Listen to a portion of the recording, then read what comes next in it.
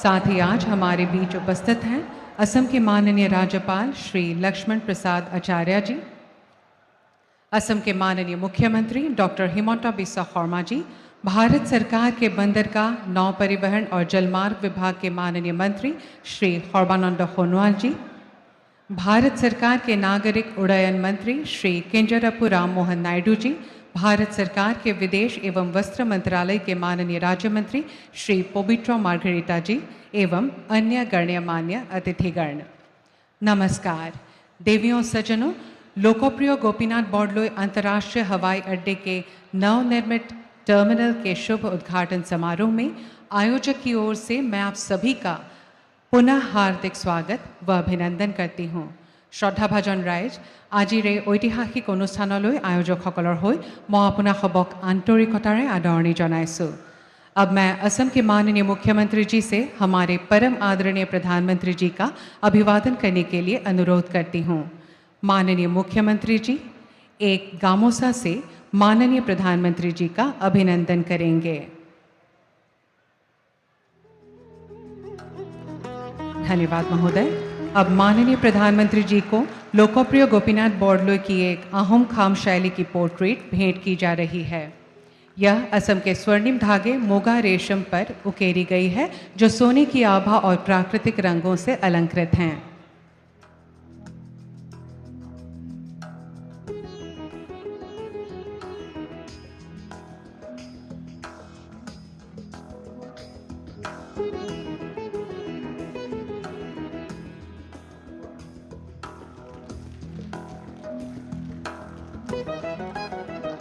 धन्यवाद महोदय। अब भारत सरकार के नागरिक उड्डयन मंत्री श्री किंजरापू राम मोहन नायडू जी एक मोगा गामोसा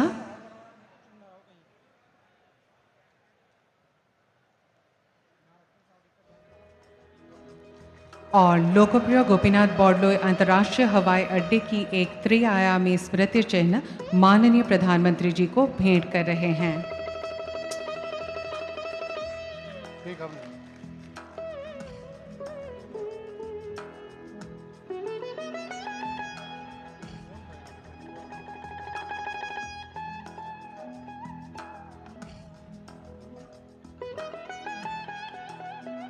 धन्यवाद महोदय। अब मैं भारत सरकार के नागरिक उड्डयन मंत्री श्री किंजरापू राम मोहन नायडू जी से अनुरोध करती हूँ कि वे कृपया इस गरिमामयी सभा को संबोधित करें।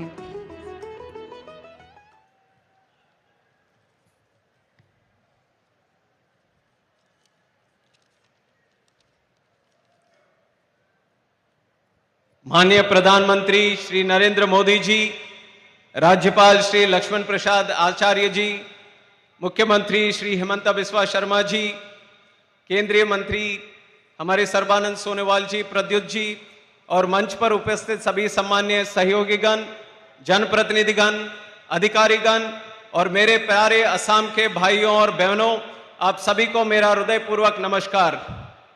प्रथम होते अपनो लोकक नमस्कार जोनियसु। आज इस ऐतिहासिक अवसर पर असम की धरती पर गुवाहाटी में आप सभी के बीच उपस्थित होकर मुझे अत्यंत प्रसन्नता और गर्व की अनुभूति हो रही है। यह केवल एक नया टर्मिनल बिल्डिंग नहीं है, बल्कि यह असम की आकांक्षाओं, उत्तर पूर्व की संभावनाओं और भारत के उज्जवल भविष्य की भी एक प्रतीक है। असम जहां ब्रह्मपुत्र की विराट धारा बहती है, जहां काजीरंगा की सुंदरता है, कामाख्या की आस्था है, जहां संस्कृति, साहस और स्वाभिमान एक साथ सांस लेते हैं, और उसी असम को विकास की नई ऊंचाइयों से जोड़ने का यह ऐतिहासिक क्षण है। मैं असम के लोगों को और विशेष रूप से गुवाहाटी के नागरिकों को इस शानदार उपलब्धि के लिए हार्दिक बधाई देता हूं। और इस अवसर को और भी विशेष बनाती है माननीय प्रधानमंत्री श्री नरेंद्र मोदी जी की गरिमामयी उपस्थिति। मोदी जी केवल भारत के प्रधानमंत्री नहीं हैं, वो 21वीं सदी के भारत की विकास यात्रा की सारथी हैं। उनके नेतृत्व में भारत ने वह आत्मविश्वास पाया है जिसके कारण आज देश बड़े सपने देख रहा है और उन्हें साकार भी कर रहा है। नरेंद्र मोदी जी एक ऐसा प्रधानमंत्री हैं जो गरीब का दर्द भी जानते हैं, और ग्लोबल टेबल पर भारत की बात मजबूती से रखना भी जानते हैं, जो सपनों को संकल्प है और संकल्प को सिद्धि बनाने में जानते हैं। मोदी जी ने सत्ता को सेवा बनाया, राजनीति को राष्ट्रनीति बनाया और भारत को विश्व पर गर्व से के साथ खड़ा होने का मौका दिया। आज भारत बोलता है तो दुनिया सुनती है, भारत आगे बढ़ता है तो दुनिया देखती है। ये आत्मविश्वास हमारे आदरणीय प्रधानमंत्री नरेंद्र मोदी जी ने हम सबको दिया है और आज उसी असम को विकास की नई ऊंचाई से जोड़ने के लिए यह ऐतिहासिक क्षण आज हवाई अड्डे और हवाई यात्रा के साथ जुड़ी है। और इससे मैं कहना चाहूंगा कि ये हवाई यात्रा हमारे जीवन का एक अटूट हिस्सा आज बन चुका है। एयरपोर्ट केवल यात्रा का माध्यम नहीं है, वो एक आर्थिक विकास का इंजन भी बन चुका है। जहां एयरपोर्ट बनता है वहां उद्योग आते हैं, वहां पर्यटन बढ़ता है, व्यापार भी बढ़ता है और युवाओं के लिए रोजगार के अवसर भी पैदा होते हैं। पिछले 11 वर्ष में प्रधानमंत्री मोदी जी के दूरदर्शी नेतृत्व के कारण आज भारत का नागरिक उड्डयन क्षेत्र अभूतपूर्व सफलता की कहानी लिख रही है। 2014 में जहां हमारे देश में 74 हवाई अड्डे थे, आज वो संख्या बढ़कर 165 हो गई है। उड़ान योजना के माध्यम से हवाई यात्रा को आम नागरिक तक पहुंचने का काम हमारे आदरणीय प्रधानमंत्री जी ने किया। आज भारत दुनिया में सबसे तेज गति से बढ़ने वाला विमानन क्षेत्र है और इस क्षेत्र में भारत नए रिकॉर्ड भी बना रहा है। और इस विमानन के क्रांति में असम भी बहुत ही आगे अग्रिम क्षण में है। पिछले 11 साल में हमने उड़ान योजना के माध्यम से लीलाबरी, रूपसी और तेजपुर में 3 नए एयरपोर्ट बनाए और नॉर्थ ईस्ट में भी हर राज्य में एक नया एयरपोर्ट बनाने का काम हमारे एनडीए सरकार ने भी किया। और आज हम जिस नए टर्मिनल भवन का उद्घाटन कर रहे हैं वह इस यात्रा का एक महत्वपूर्ण मील का पत्थर भी बन चुका है। यह 1,40,000 मीटर में फैला आधुनिक, विशाल और विश्व स्तरीय टर्मिनल है। वर्तमान टर्मिनल की क्षमता 20 लाख यात्री प्रतिवर्ष है, तो ये वाली टर्मिनल 1,30,00,000 क्षमता से बनी हुई अद्भुत टर्मिनल है। आज गुवाहाटी एयरपोर्ट सालाना 65 लाख से अधिक वार्षिक यात्रियों के साथ देश में 10वें बड़ी बिजिएस्ट एयरपोर्ट में से एक है।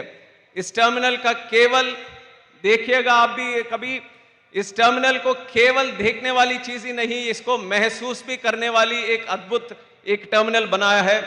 बैम्बू ऑर्चिड टर्मिनल असम की जो संस्कृति है और इसकी जो विरासत है उसका एक जीवंत प्रतीक हमारा ये टर्मिनल आज बना है। विकास भी, विरासत भी, जो हमारे प्रधानमंत्री जी हर बार एक दिशा निर्देश करते हैं उसको जीवित कर कर हमने इस टर्मिनल में उसको बनाने का काम भी हमने किया है। यह टर्मिनल नई आशा, नई ऊर्जा और नई आत्मविश्वास लेकर आया है। यह शक्ति केवल गुवाहाटी या असम को ही नहीं बल्कि पूरे उत्तर पूर्वी राज्यों के लिए और भारत के लिए भी यह शक्ति है, क्योंकि गुवाहाटी उत्तर पूर्व का प्रवेश द्वार, एक गेटवे की तरह है। साथियों, हम सब जानते हैं कि भारत में सबसे पहले सूरज उत्तर पूर्व में उगता है, लेकिन दशकों तक इस क्षेत्र को वो रोशनी नहीं मिल पाई जिसका ये प्रांत एक हकदार था। प्रधानमंत्री जी के नेतृत्व में वो स्थिति बदली। आज उत्तर पूर्व में सूरज नई रोशनी, नई विकास और नए विश्वास को भी लेकर आगे बढ़ रहा है। मैं व्यक्तिगत अनुभव के साथ में कहना चाहता हूं, उत्तर पूर्वी की सुंदरता, यहाँ की संस्कृति और यहाँ की जो बहुत प्यारे लोग हैं, ये अभिभूत कर देती है। और मैं देशवासियों से, खासकर मैं दक्षिण भारत से आता हूं, वहां के लोगों से भी मैं कहना चाहूंगा, आपने भारत को पूरी तरह नहीं देखा जब तक आपने उत्तर पूर्वी भारत को नहीं देखा। You have not seen India until you have seen north east India. आइए, असम आइए, उत्तर पूर्व आइए और इस महसूस कीजिए, इसे जिए, इसे जानिए। यह टर्मिनल असम के लिए दुनिया के द्वार खोलता है और साथ ही असम में युवाओं के लिए दुनिया तक पहुंचने का एक मार्ग भी दिखाता है। मैं इस अवसर पर मुख्यमंत्री श्री हिमंता बिस्वा शर्मा जी को भी विशेष धन्यवाद देना चाहूंगा कि उनके सहयोग से इतना बढ़िया टर्मिनल मिला और यहाँ के जो अप्रोच रोड है उसमें भी उन्होंने बहुत सारा सहायता दी, और खासकर अदानी ग्रुप को भी। और आज असम में डबल इंजन सरकार के साथ जिस तेज गति से यहाँ पे विकास आगे बढ़ रही है, उसे हम विजन से विक्ट्री तक लेके जाने का काम करेंगे।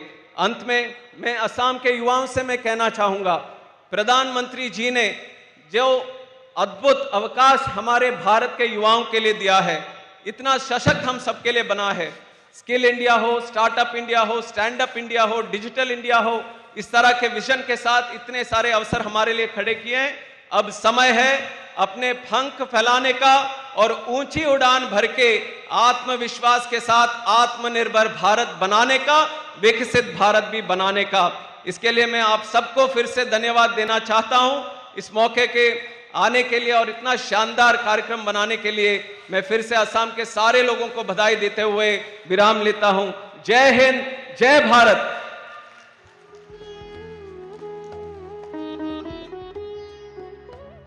धन्यवाद महोदय। अब मैं असम के माननीय मुख्यमंत्री डॉक्टर हिमंता बिस्वा शर्मा जी से निवेदन करूंगी कि वे कृपया अपने बहुमूल्य विचारों से इस प्रतिष्ठित सभा को संबोधित करें।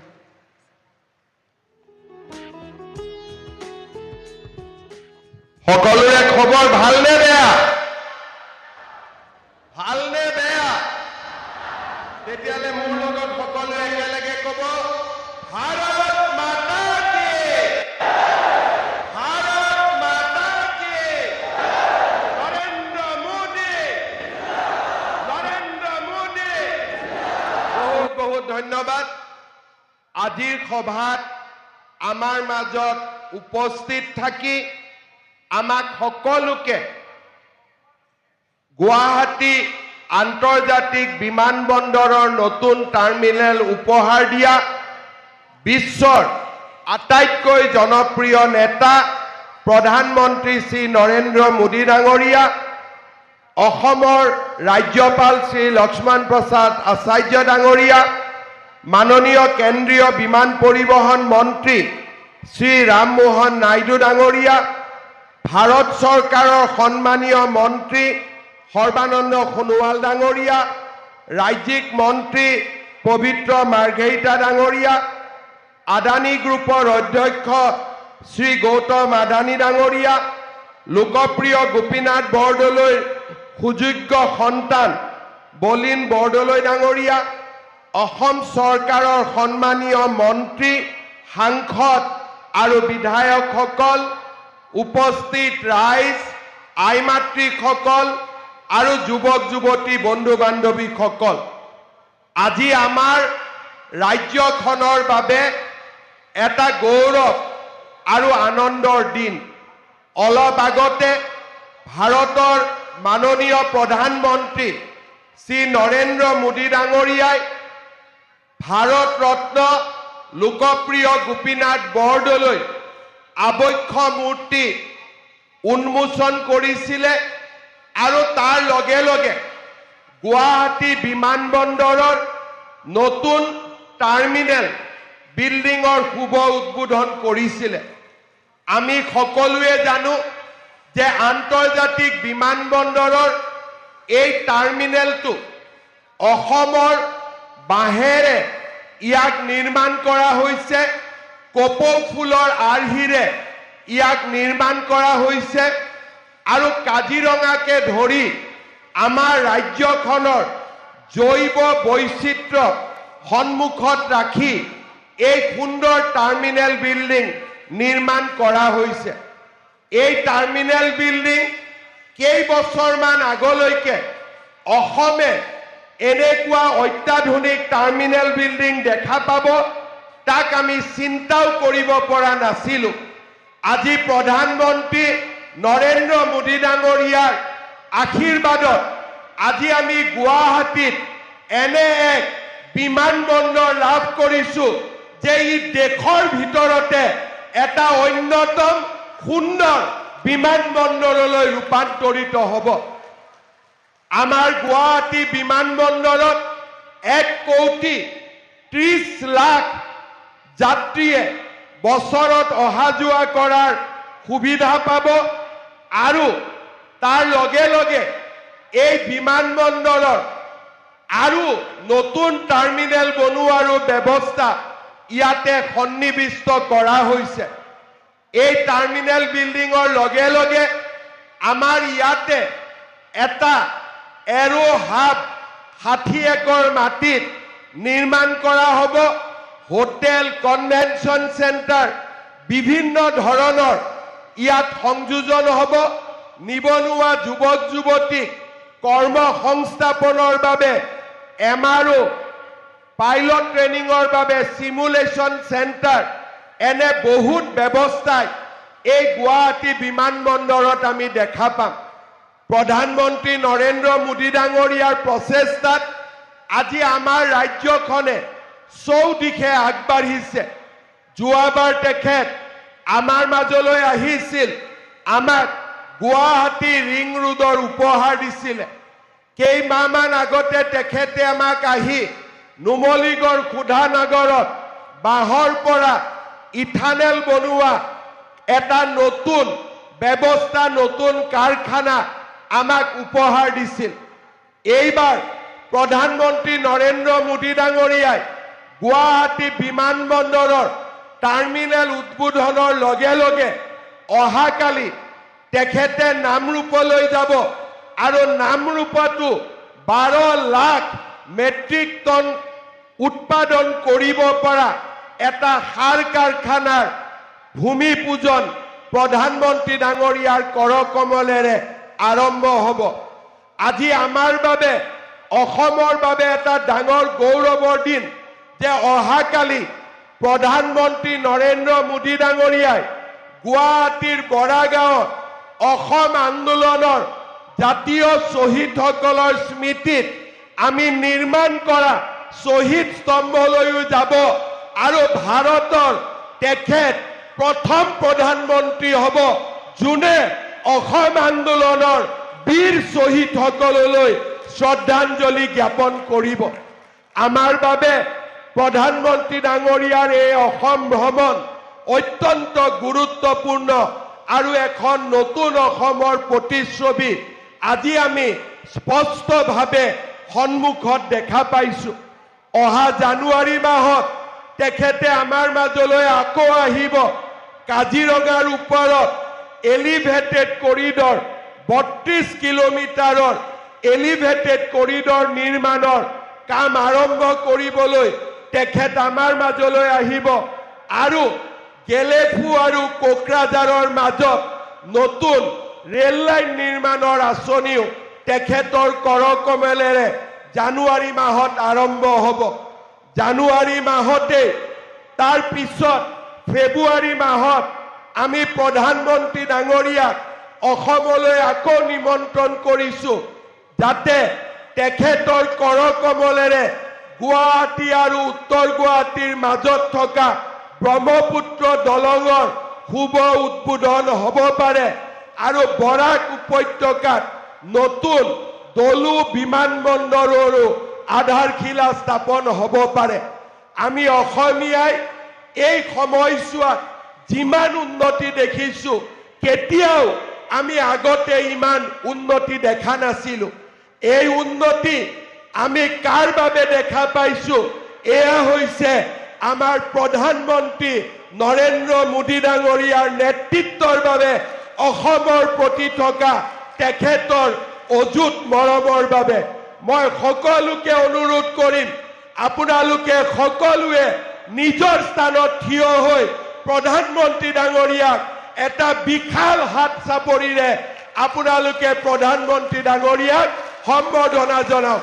ডাঙৰ কৰি হাত চাপৰি বজাওক, ডাঙৰ কৰি হাত চাপৰি বজাওক, যাতে অসমৰ ঘৰে ঘৰে সকলোৱে এই সভাৰ প্ৰতিধ্বনি দেখা পায়। আৰু জোৰেৰে হাত চাপৰি বজাওক, আৰু জোৰেৰে হাত চাপৰি বজাওক। বহুত বহুত ধন্যবাদ ৰাইজ। আপোনালোকৰ এই আশীৰ্বাদ আপোনালোকে কল্পনা কৰিব, অসমত কংগ্ৰেছৰ চৰকাৰ আছিলে বহু বছৰ।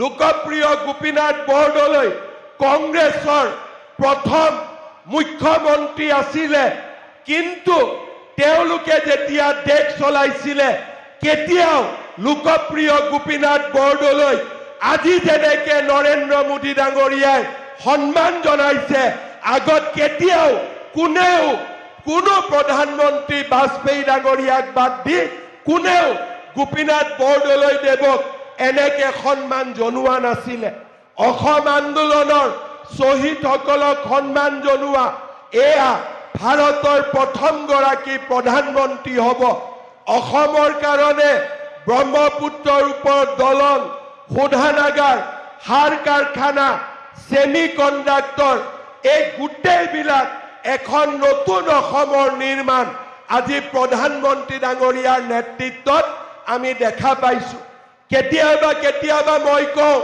অসমীয়াই আকাশ চুবৰ বাবে মন কৰে আৰু আজি প্ৰধানমন্ত্ৰী ডাঙৰীয়াৰ নেতৃত্বত অসমীয়াই সঁচাকৈয়ে আজি আকাশ চুব পাৰিছে এয়া আমাৰ বাবে কীৰ্তিত্বৰ বতৰা আমাৰ বাবে আনন্দৰ বতৰা মই পুনৰ এবাৰ প্ৰধানমন্ত্ৰী ডাঙৰীয়াক ধন্যবাদ জনাইছো প্ৰধানমন্ত্ৰী ডাঙৰীয়াই এডভান্টেজ অসমত আহিছিলে অসমত উদ্যোগীকৰণৰ এক নতুন বাতাবৰণ আজি তেখেতৰ নেতৃত্বত আৰম্ভ হৈছে মই প্ৰধানমন্ত্ৰী ডাঙৰীয়াক জনাবলৈ পাই ভাল পাইছো যে এডভান্টেজ অসমৰ পিছত এটাৰ পিছত এটাকৈ অসমলৈ বিনিয়োগ আহিছে আৰু আজি মই অত্যন্ত আনন্দিত যে আমাৰ আদানী গ্ৰুপে অকল মাত্ৰ বিমানবন্দৰে নহয় আমাৰ ৰাজ্যখনত 1 লাখ কোটি টকাৰ বিনিয়োগ কৰাৰ বাবে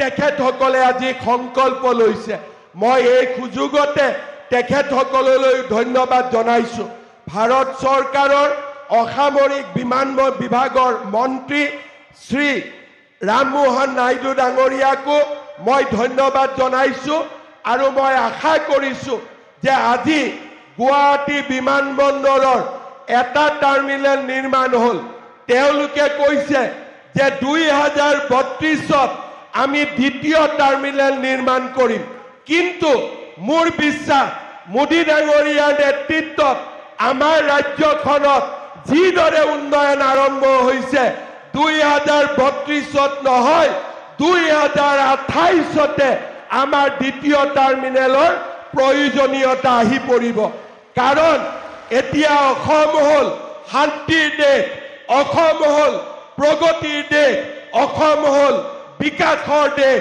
অসম হ'ল অটল অবিচলিত হৈ থিয় দি থকা এখন ভাৰতৰ মহান ৰাজ্য প্ৰধানমন্ত্ৰী ডাঙৰীয়াই আমাক কৈছিলে যে এ ফৰ আসাম হ'ব লাগে আজি আমি সকলোৱে দেখিছো যোৱা 5টা বছৰ 10টা বছৰত অসমত যি ধৰণে প্ৰগতি হৈছে আমি নিশ্চিত মানুহে কেইটামান দিনৰ পিছত এ ফৰ এপল বুলি নকব এ ফৰ আসাম বুলি কব এ ফৰ অসম বুলি কব এই দিনটো আজি আহি আছে আৰু ই বেছি দূৰত নাই আমি এই লক্ষ্যটো উপনীত হ'ব পাৰিম পুনৰ এবাৰ সকলোকে মই ধন্যবাদ জনাইছো মোদী ডাঙৰীয়াৰ ভাষণ আমি সকলোৱে শুনিম প্ৰেৰণা লাভ কৰিম আৰু অসমখনক আগুৱাই লৈ যোৱাৰ বাবে তেখেতৰ পৰা মাৰ্গদৰ্শন লাভ কৰিম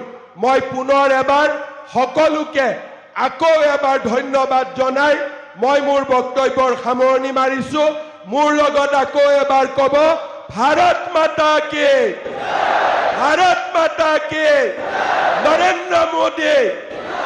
নৰেন্দ্ৰ মোদী बहुत बहुत धन्यवाद जय हिंद वंदे मातरम धन्यवाद महोदय इस भव्य अंतर्राष्ट्रीय हवाई अड्डे के निर्माण हेतु आपके दूरदर्शी नेतृत्व संकल्प और विशिष्ट योगदान के लिए हम आभार व्यक्त करते हैं अब मैं माननीय प्रधानमंत्री जी से विनम्र अनुरोध करती हूं कि वे कृपया अपने कर कमलों से नए टर्मिनल का शुभ उद्घाटन आभासी रूप से करें।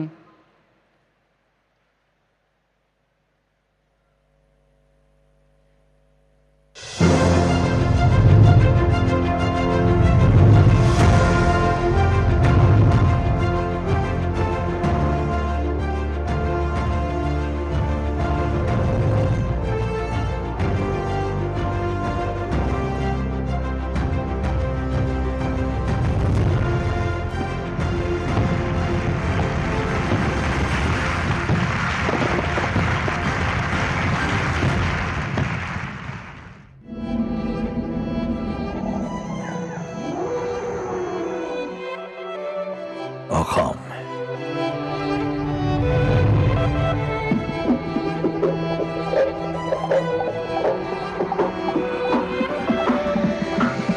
ये वो धरती है जहां ब्रह्मपुत्र की लहरें जीवन की तरह बहती हैं।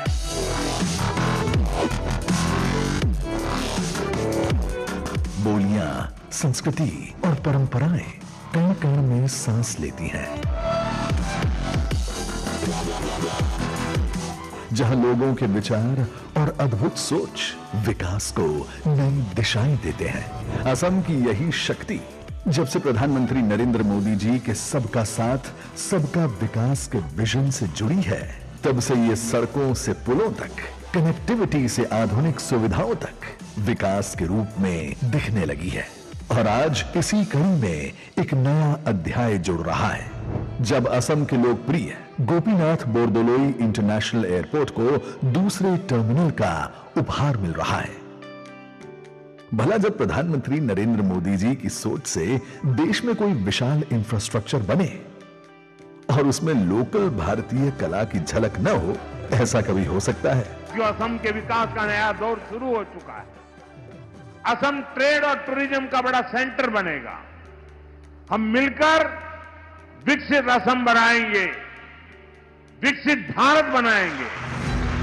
इसी नवीन टर्मिनल पर भी झलकती है असम की स्किल, विल और जील। बैम्बू थीम पर आधारित डिजाइन प्रतीक है मेक इन इंडिया का, न कि सिर्फ इंडियन कारीगरी बल्कि इंडियन स्पिरिट का। ये बैम्बू थीम से बने पिलर्स ऊपर छतों तक जाते जाते बन जाते हैं बैम्बू के सुंदर ऑर्किड्स। इंडोर फॉरेस्ट प्रतीक है असम के घने जंगलों का। डिजी यात्रा के गेट्स देखते ही फ्लायर्स के चेहरों पर स्माइल आ जाती है, क्योंकि इस द्वार पर हमारा फेस ही हमारा बोर्डिंग पास बन जाता है। अपने आप ही सामान चेक इन कराने की शक्ति ही यात्रियों के लिए कतारों से मुक्ति बन जाती है। प्रधानमंत्री जी की सोच का अहम हिस्सा है सौर ऊर्जा। यहां पर भी सूर्य ऊर्जा देगा।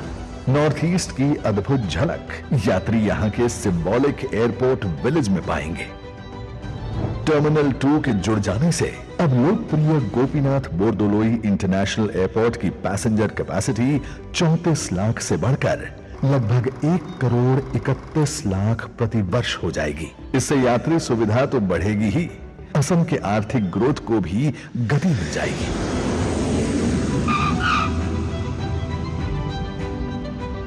व्यापार के अवसर खुलेंगे, निवेश आकर्षित होंगे।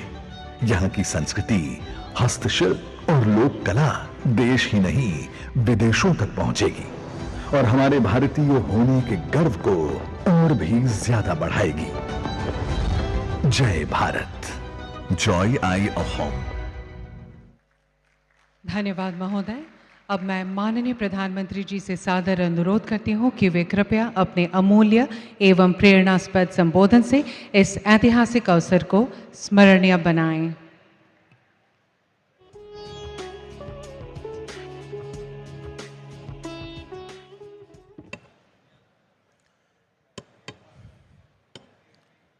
नमस्कार।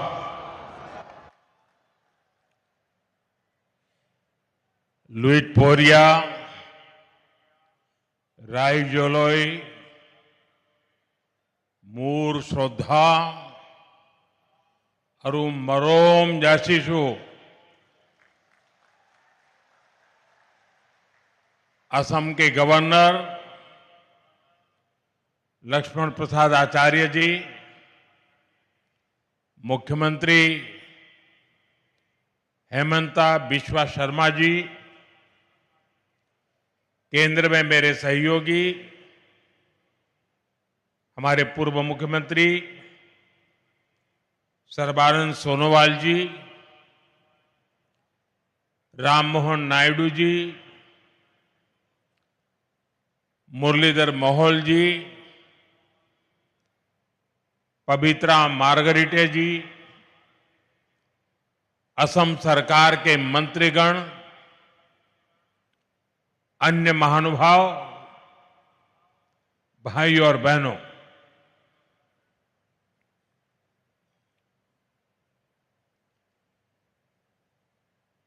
मैं अपना भाषण शुरू करूं उससे पहले मैं आप सबसे एक प्रार्थना करता हूं। ये आज विजय का आज का जो दिवस है एक प्रकार से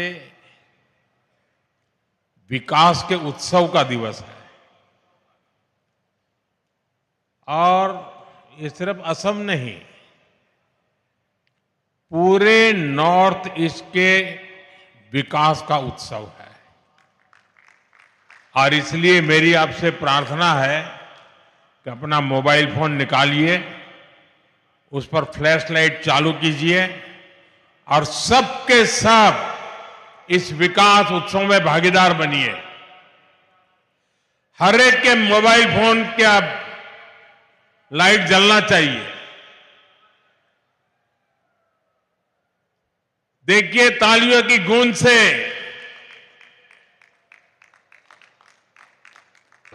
पूरा देश देखेगा कि असम विकास का उत्सव मना रहा है।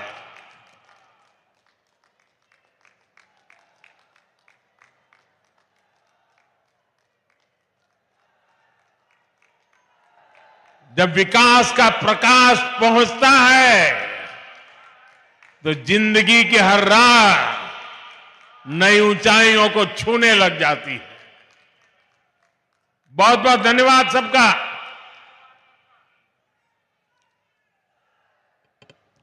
साथियों,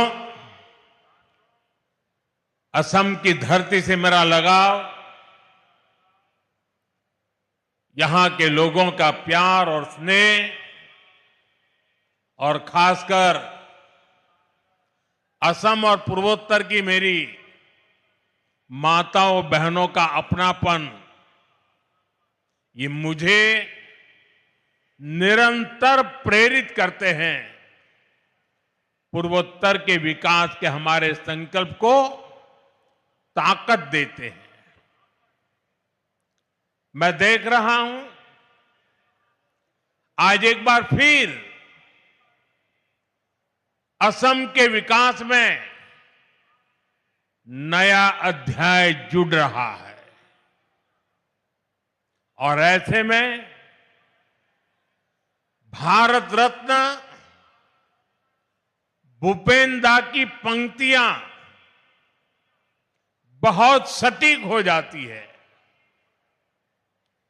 लुइदोर पार जिलिकाई टूली बोलोई आमी प्रतिज्ञाबद्ध आमी संकल्पबद्ध, यानी लुइत नदी का तट उज्जवल होगा, अंधकार की हर दीवार टूटेगी और ये होकर रहेगा, यही हमारा संकल्प है, यही हमारी प्रतिज्ञा है।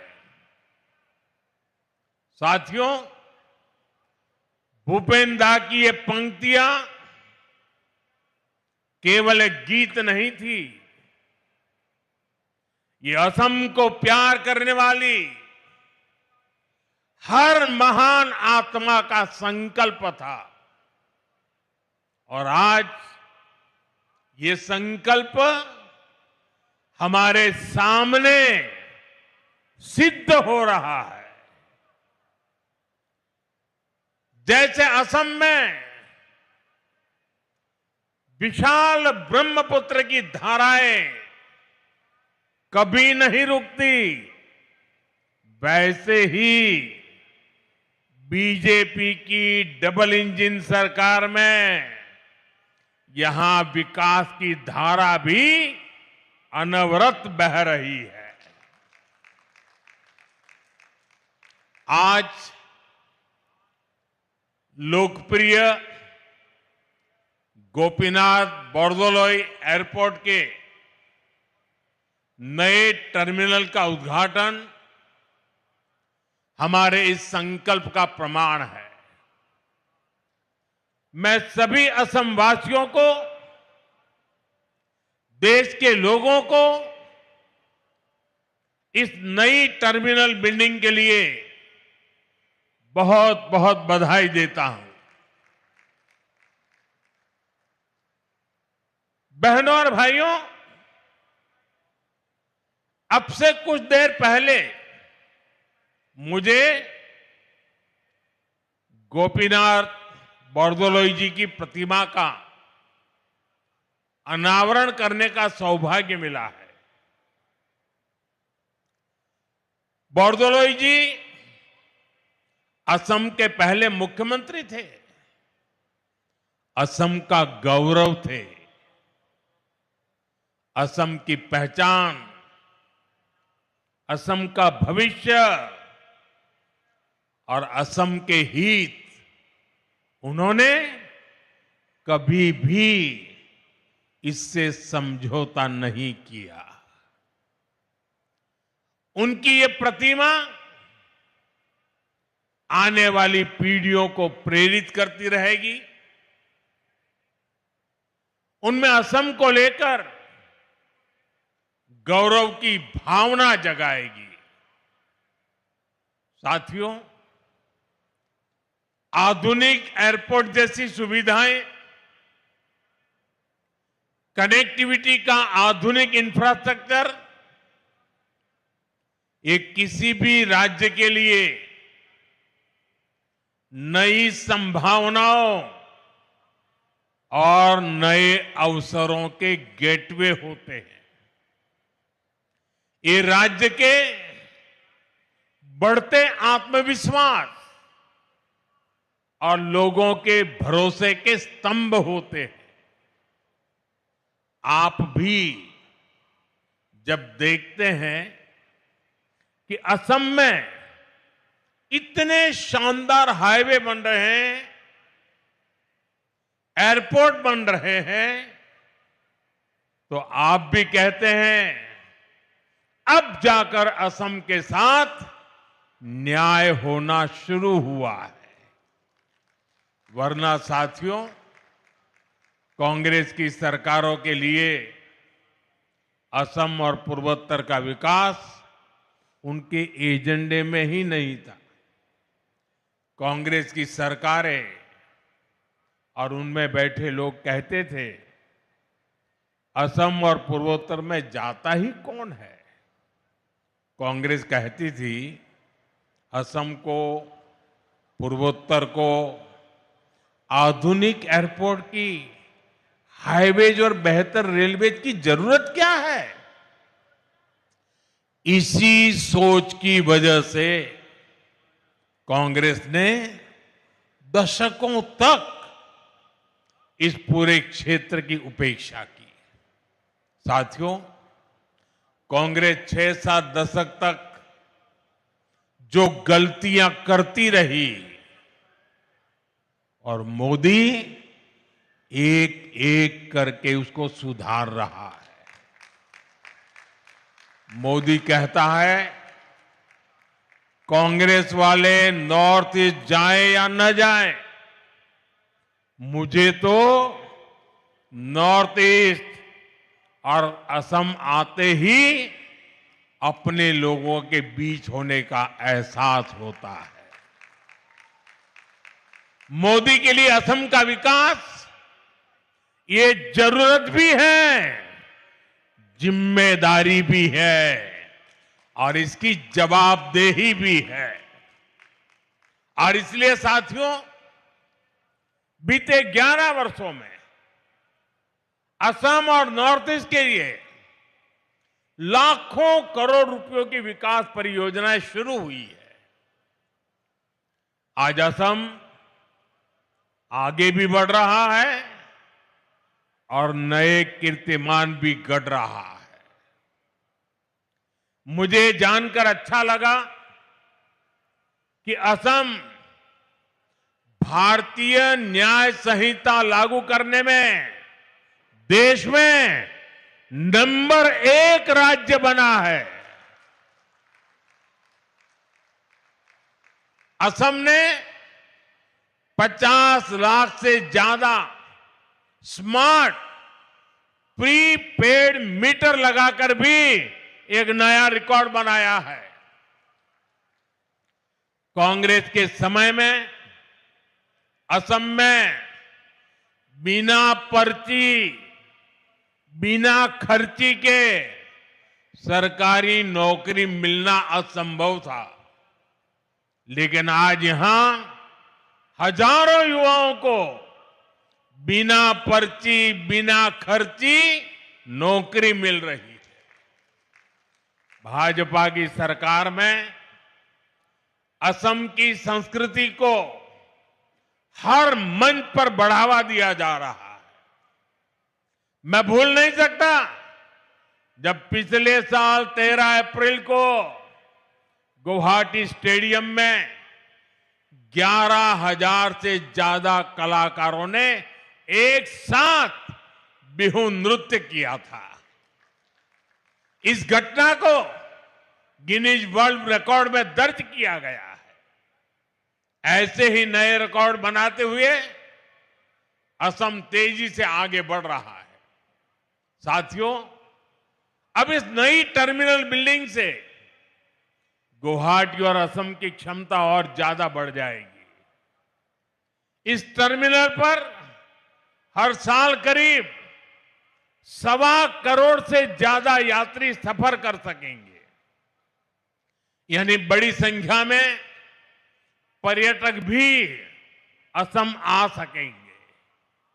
श्रद्धालुओं के लिए मां कामाख्या के दर्शन की सुविधा भी आसान हो जाएगी। इस नए एयरपोर्ट टर्मिनल में कदम रखते ही ये साफ दिखता है, विकास भी और विरासत भी, ये मंत्र के मायने क्या है। इस एयरपोर्ट को असम की प्रकृति और संस्कृति को ध्यान में रखकर गढ़ा गया है। टर्मिनल के अंदर हरियाली है, इंडोर फॉरेस्ट जैसी व्यवस्था है, चारों तरफ प्रकृति से जुड़ा डिजाइन है। यहां आने वाला हर यात्री सुकून महसूस करे। इसकी बनावट में बांस का खास इस्तेमाल किया गया है। बांस असम के जीवन का अभिन्न हिस्सा है। वो यहां मजबूती भी दिखाता है और खूबसूरती भी। और दिल्ली में बैठे हुए भूतकाल की सरकारों को ये बंबू क्या है इसकी पहचान भी नहीं थी। आप हैरान होंगे, 2014 में आपने मुझे काम दिया, उसके पहले हमारे देश में एक कानून था। ये कानून ऐसा था कि आप बंबू को काट नहीं सकते। अब कोई मुझे समझाए भाई, क्यों? क्योंकि उन्होंने कह दिया बंबू एक ट्री है, वृक्ष है, और जब एक बार वृक्ष कह दिया तो फिर सारे दरवाजे बंद हो गए। जबकि बांबू दुनिया मानती है कि ये एक पौधा है,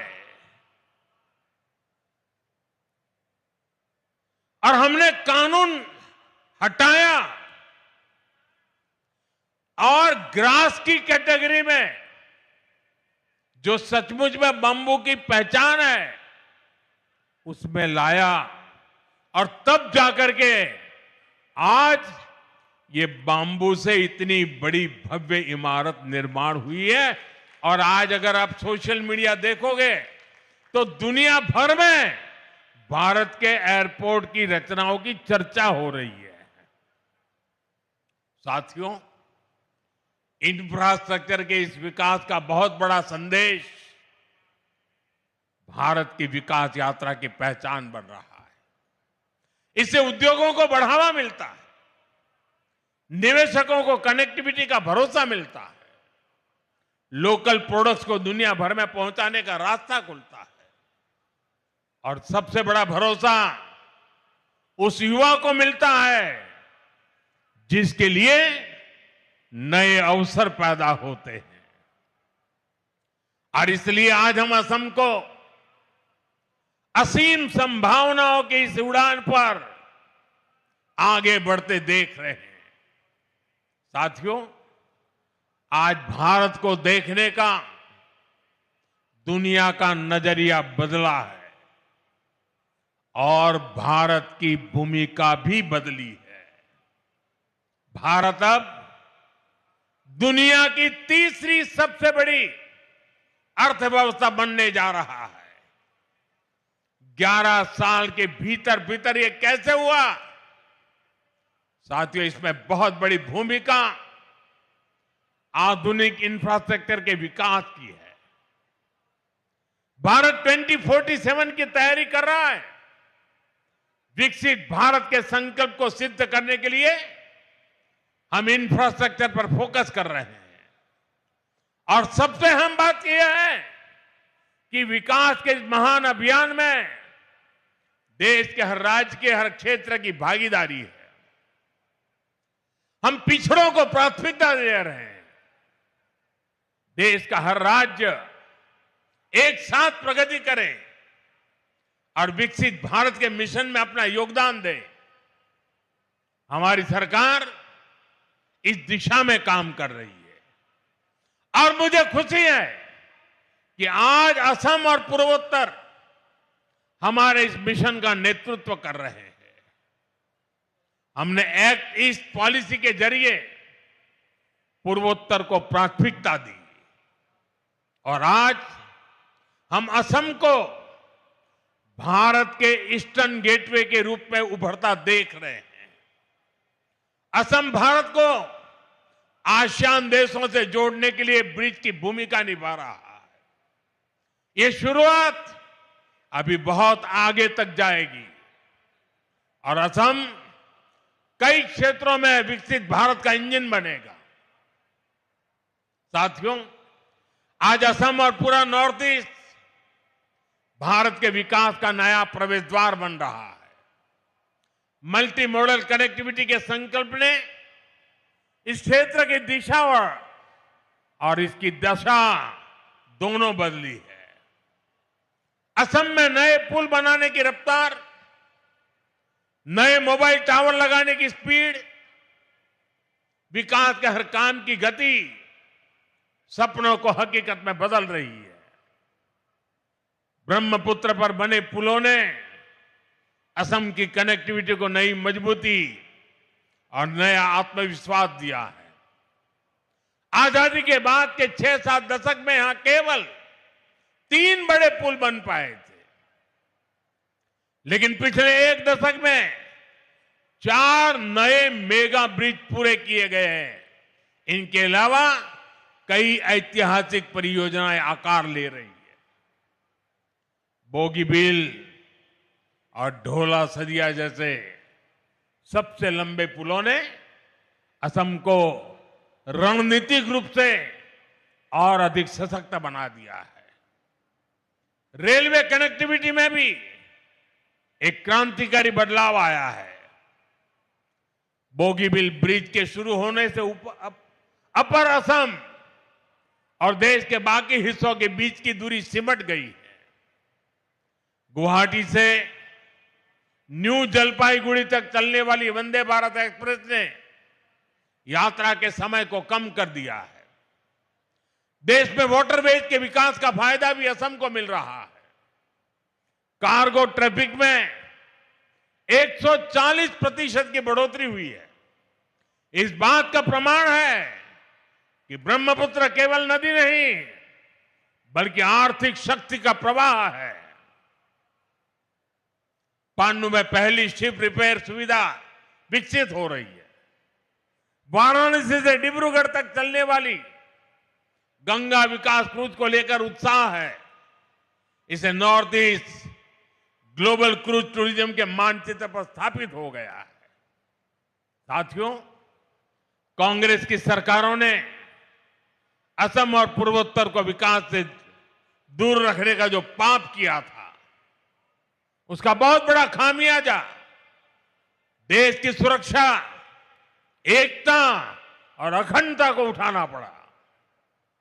कांग्रेस की सरकारों में हिंसा का दौर दशकों तक फलता फूलता रहा। हम केवल 10-11 साल के भीतर उसे खत्म करने की तरफ बढ़ रहे हैं। पूर्वोत्तर में पहले जहां हिंसा और खून खराबा होता था, आज वहां 4G और 5G टेक्नोलॉजी से डिजिटल कनेक्टिविटी पहुंच रही है। जो जिले कभी हिंसाग्रस्त माने जाते थे, आज वो आकांक्षी जिलों के रूप में विकसित हो रहे हैं। आने वाले समय में यही इलाके इंडस्ट्रियल कॉरिडोर भी बनेंगे। इसलिए आज नॉर्थ ईस्ट को लेकर एक नया भरोसा जगा है। हमें इसे और मजबूती देनी है। साथियों, हमें असम और पूर्वोत्तर के विकास में कामयाबी इसलिए भी मिल रही है कि हम इस क्षेत्र की पहचान और संस्कृति की सुरक्षा कर रहे हैं। कांग्रेस ने एक और पाप किया था। उसने यहां की पहचान को मिटाने की साजिश की थी। और यह षड्यंत्र केवल कुछ वर्षों का नहीं है। कांग्रेस के इस पाप की जड़ें आजादी के पहले से जुड़ी है। वो समय जब मुस्लिम लीग और अंग्रेजी हुकूमत मिलकर भारत के विभाजन की जमीन तैयार कर रहे थे, उस समय असम को भी अविभाजित बंगाल का यानी ईस्ट पाकिस्तान का हिस्सा बनाने की योजना बनाई गई थी। कांग्रेस उस साजिश का हिस्सा बनने जा रही थी। तब बोरदोलोई जी अपनी ही पार्टी के खिलाफ खड़े हो गए थे। उन्होंने असम की पहचान को खत्म करने के इस षड्यंत्र का विरोध किया और असम को देश से अलग होने से बचा लिया। भाजपा पार्टी हमेशा पार्टी लाइन से ऊपर उठकर हर देशभक्त का सम्मान करती है। अटल जी के नेतृत्व में जब भारतीय जनता पार्टी की सरकार आई, तब उन्हें भारत रत्न दिया गया। भाइयों बहनों, बोरदोलोई जी ने आजादी के पहले तो आसाम को बचा लिया था, लेकिन उनके बाद कांग्रेस ने फिर से असम विरोधी और देश विरोधी काम शुरू कर दिए। कांग्रेस ने अपना वोट बैंक बढ़ाने के लिए मजहबी तुष्टीकरण के षड्यंत्र रचे। बंगाल और असम में अपने वोट बैंक वाले घुसपैठियों को खुली छूट दी गई है। यहां की डेमोग्राफी को बदला गया है। इन घुसपैठियों ने हमारे जंगलों पर कब्जा किया, हमारी जमीनों पर कब्जा किया। इसका नतीजा यह हुआ कि पूरे असम की सुरक्षा और पहचान दांव पर लग गई है। साथियों, आज हेमंता जी की सरकार और उनकी टीम के सभी साथी बहुत मेहनत से असम के संसाधनों को इस गैर कानूनी और देश विरोधी अतिक्रमण से मुक्त करा रही है। असम के संसाधन असम के लोगों के काम आए, इसके लिए हर स्तर पर काम हो रहा है। केंद्र सरकार ने भी घुसपैठ रोकने के लिए सख्ती की है। अवैध घुसपैठियों को बाहर निकालने के लिए उनकी पहचान भी कराई जा रही है। लेकिन भाइयों बहनों, कांग्रेस पार्टी और इंडी गठबंधन के लोग खुलकर देश विरोधी एजेंडों पर उतर आए हैं। देश का सुप्रीम कोर्ट तक घुसपैठियों को बाहर करने की बात कर चुका है, लेकिन ये लोग घुसपैठियों के बचाव में बयानबाजी कर रहे हैं। इनके वकील कोर्ट में घुसपैठियों को बचाने की पैरवी कर रहे हैं। चुनाव आयोग निष्पक्ष चुनाव के लिए एसआईआर की प्रक्रिया कर रहा है। तो इन लोगों को देश के हर कोने में तकलीफ हो रही है। ऐसे लोग असमिया भाई बहनों के हितों को नहीं बचाएंगे। ये लोग आपकी जमीन और जंगलों पर किसी और का कब्जा होने देंगे। इनकी देश विरोधी मानसिकता पुराने दौर की हिंसा और अशांति वाले हालात पैदा कर सकती है। और इसलिए मेरे आसाम के भाई बहन, हमें बहुत सावधान रहना है। जिस असम की अस्मिता के लिए बोरदोलोई जी जैसे लोगों ने जीवन भर अपना सब कुछ न्यौछावर किया, हमें उसकी रक्षा करनी है। असम के लोगों को एकजुट रहना है। हमें असम के विकास को डिरेल होने से बचाना है। कांग्रेस के षड्यंत्रों को पल पल कदम कदम पर विफल करते रहना है। साथियों, आज दुनिया भारत की ओर उम्मीद से देख रही है। भारत के भविष्य का नया सूर्योदय पूर्वोत्तर से ही होना है। इसके लिए हमें साथ मिलकर अपने सपनों के लिए काम करना होगा। हमें असम के विकास को सबसे आगे रखकर चलना होगा।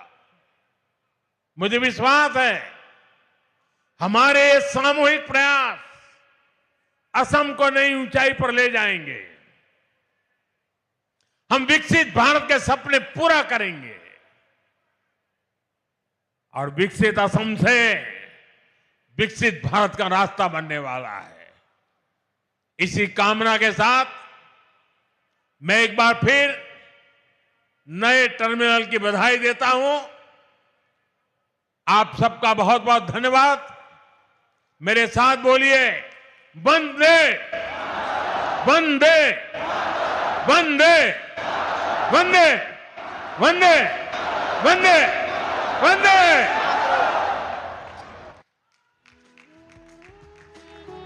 महोदय, आपके साथ गर्भित और मार्गदर्शक उद्बोधन के लिए हम हार्दिक कृतज्ञता व्यक्त करते हैं।